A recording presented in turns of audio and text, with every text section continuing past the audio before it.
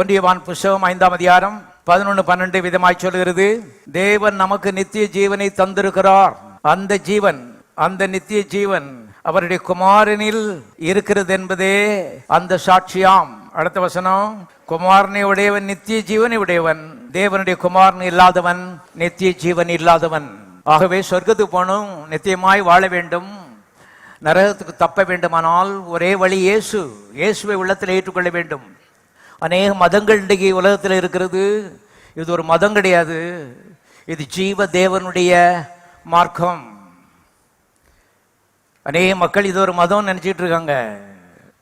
இது மதம் கிடையாது. அருமையானவர்களே பாருங்கள், இது ஒரு மார்க்கம் என்று சத்தியவேதம் சொல்கிறது. என்ன மார்க்கம்?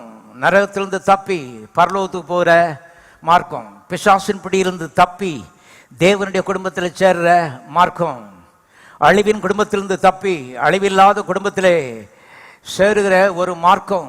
இதற்காக கர்த்தர் வந்து கிரயம் கொடுத்திருக்கிறார் 2000 ஆண்டு முன்பாக.